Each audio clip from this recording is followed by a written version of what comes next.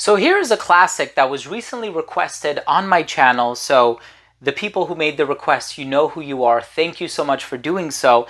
I ended up picking this fragrance up on Amazon for like 20, 25 bucks or something like that. It's rather inexpensive. It's been around since 1994. Of course, the fragrance is none other than Blue Jeans by Versace. I'm excited to give you my thoughts on this classic fresh fragrance, so make sure to stay tuned.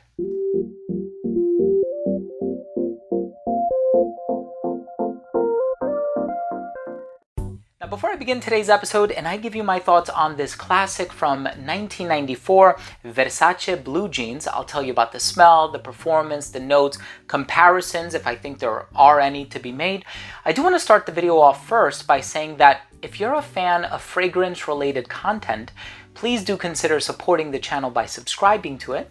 Hit the bell icon so you could be notified whenever I do upload future videos to the channel. And of course, give this video a thumbs up if you enjoyed it or if you took something of value from today's episode.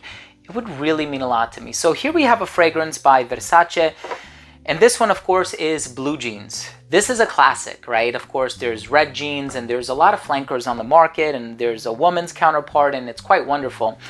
This is a fragrance that can still be found in stores. I think I've actually seen a few bottles of this at TJ Maxx or Marshall's, and I could have picked it up when the opportunity presented itself, but I said, you know what, now that I got this recommendation to review it, or this request I should say, I'm going to go ahead and pick it up and do it for my subscribers. This fragrance has citruses, there's lavender, there's geranium, there's carnation, there's amber, vanilla, tonka bean, sandalwood, basil, juniper berry. There's a ton of notes in here, and it does actually get compared to a few other fragrances. You know, it's funny, initially, just in that initial spray, I got a resemblance to a more popular niche fragrance, and then once it starts to dry down, you see that the quality isn't really super high-end, the way one might get the impression it is. But in any case, I'm going to give you my more in-depth thoughts on the smell in just a second. Let's go ahead and take a quick look at the presentation.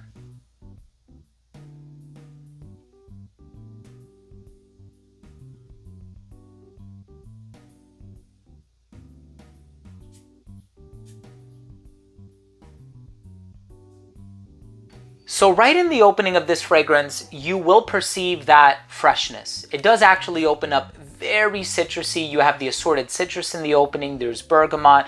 Perhaps there's a little bit of lemon. You do have a few nice things going on in here.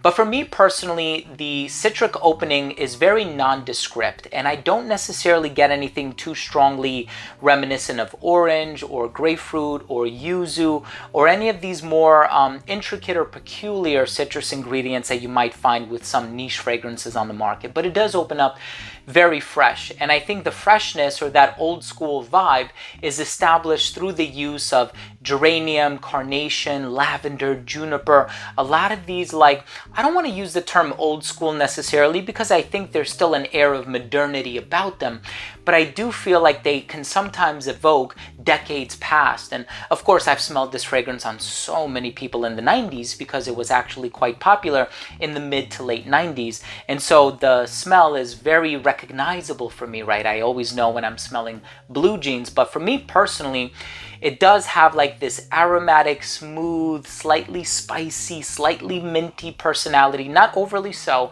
but there is mostly an emphasis on the citrus in the opening.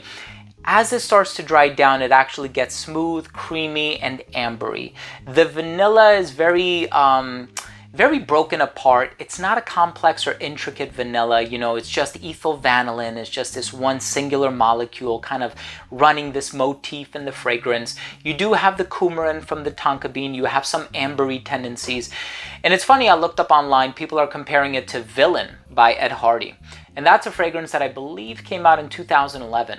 So for that particular fragrance, that has a lot of amber in it. And I had a best friend in high school who used to wear it all the time after he graduated high school, that is.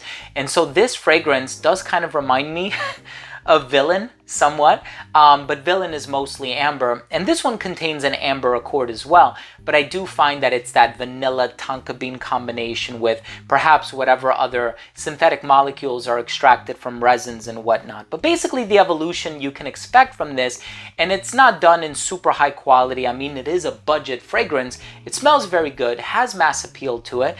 is perhaps not going to be the standout compliment getter that Dior Sauvage is, for that matter, but at least it does still have that modern aspect to it that I mentioned before. So no need to fear that, oh man, if I put on this fragrance, am I gonna smell like something that was popular 30 years ago? Like, no, it actually still smells quite modern, and it still has that appeal to it, which I think is really good. Definitely works in the favor of this fragrance. But the evolution, as I was getting to, in the opening, very citrusy, nondescript. You do have some spicy aromatic tendencies, mostly the lavender. The lavender is stronger than the geranium, the carnation, the juniper, and the basil, because juniper for me sometimes has a bit of an acrid or astringent quality, and that's not happening in this fragrance. But in the dry down, it does get rather ambery. You're not going to say, oh, that's vanilla, oh, that's tonka bean. It just kind of has like this mashup of sweet aromas that is not confectionery, it's not gourmand, it just kind of smells very ambery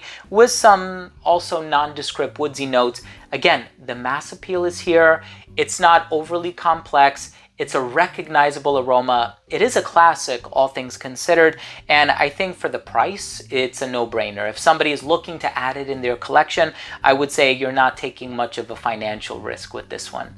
Let's go ahead and finish things off with my overall assessment. Now, first up, in terms of the uniqueness and the overall smell, well, yeah, at the time, I think it's pretty unique. You know, it's funny because earlier I mentioned that it kind of reminds me of a popular niche fragrance, and that's Oceania by Roja Parfum.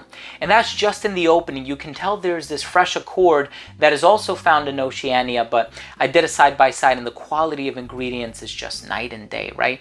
This fragrance does have that special old school charm, right? I said I wasn't going to use the term old school charm, so I'm contradicting myself, but it does have a mass appeal factor to it, which I think is really likable. In terms of the longevity on this one, you can expect about 5 hours on your skin. Not great, but I'm sure it's been reformulated ad nauseum, which is kind of upsetting. Projection on this one was really nice for the first 30 minutes of application. It radiated within an arm's length. It became an elbow's length scent right around hour 3, skin scent right around hour 5 or 6, depending on your skin chemistry. In terms of the versatility, it is masculine leaning, great for the hotter weather, great for casual scenarios. And because of the fact that it's been around for several decades, I would say for nostalgic reasons, it would appeal to somebody who's a little bit older, but I think it also has a youthful appeal to it. So yeah, I can imagine somebody on the younger side wearing this one and pulling it off very comfortably. And in terms of the presentation, you do have the aluminum container, the cylindrical tin. I do like the graphic on the front here. It is very nostalgic, and you know, I think the presentation for it is actually rather nice. My final verdict on this fragrance is, if you're buying it for nostalgic reasons, I think you're gonna love it, right? If it's gonna remind you of a decade when certain things were happening in your life and it was more stress-free and you had certain friends around and certain relationships and yada, yada, yada, I think that's wonderful. However, in the year 2023, I think there's a lot of better alternatives on the market, especially if you're looking for a brand new fragrance to purchase that is going to be a special acquisition, something with a bit more modernity, something that explores a more modern DNA, not more youthful, because I do think it smells youthful, but if you're looking for something that is on the inexpensive side of things, especially if you're somebody who's building a collection, you want to have it for reference purposes, or like I said, you want to buy it for nostalgia, as I did, definitely pick it up. Why not? Link is going to be down below. Thank you so much for watching me today. I really do appreciate your time and your viewership. That was my review of the 1994 hit Versace Blue Jeans. What are your thoughts on this fragrance? Let me know. Leave your comment down below. Did you ever used to wear this one? Do you still own this one? Is this a fragrance that you've repurchased throughout the years? I'm always curious to hear what my subscribers' experience is with various fragrances that I review. In any case, thank you so much for watching. If you enjoyed the video, please do consider supporting the channel by subscribing to it. Hit the bell and give this video a thumbs up for the algorithm. It would help tremendously. Thank you for watching. Love you all. We'll see you tomorrow. Bye.